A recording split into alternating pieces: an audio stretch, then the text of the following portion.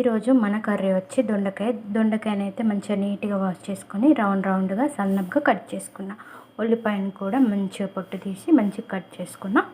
ఇప్పుడు ఒక ప్యాన్ పెట్టుకున్నా. ప్యాన్ వేడెక్కింది. ఆయిల్ యాడ్ చేద్దాం. కొంచెం ఆయిల్ ఎక్కువనే పడుతుంది, డీప్ ఫ్రై చేయాలి కదా.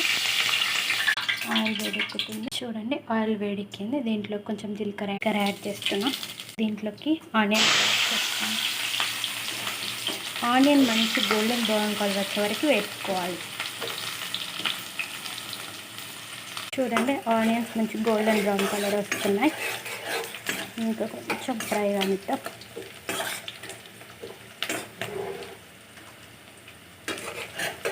ఆనియన్స్ కంప్లీట్గా గోల్డెన్ బ్రౌన్ కలర్ వచ్చాయి. ఆల్రెడీ ఆనియన్స్ అన్నీ గోల్డెన్ బ్రౌన్ కలర్ వచ్చాయి. ఇప్పుడు మనం కొంచెం పసుపు యాడ్ చేద్దాం. దీంట్లోకి మంచిగా రెడ్ కలర్ వచ్చాయి కదా. ఇప్పుడు దీంట్లో పసుపు యాడ్ చేసి ఇప్పుడు మన దొండకాయను కూడా యాడ్ చేసేద్దాం. దొండకాయలన్నీ ఇప్పుడు ఒకసారి మంచిగా కలుపుకొని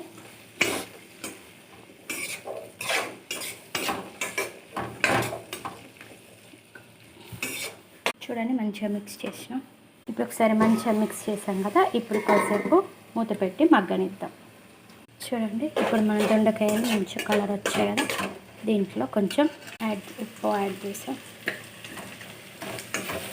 కారం కూడా యాడ్ చేద్దాం. కొంచెం మగ్గనిద్దాం.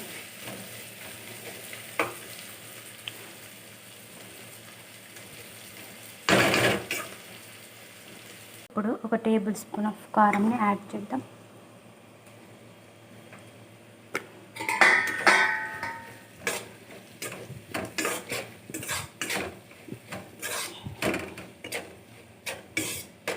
కారం కొంచెం తక్కువ పడ్డది, కొంచెం యాడ్ చేద్దాం.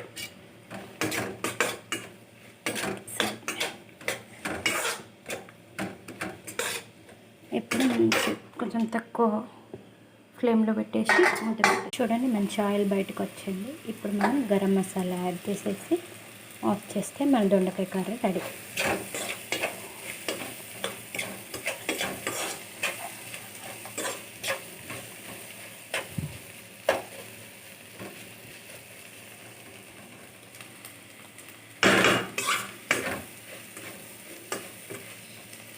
మంచిగా ఫ్రై అయిపోయినాయి కదా.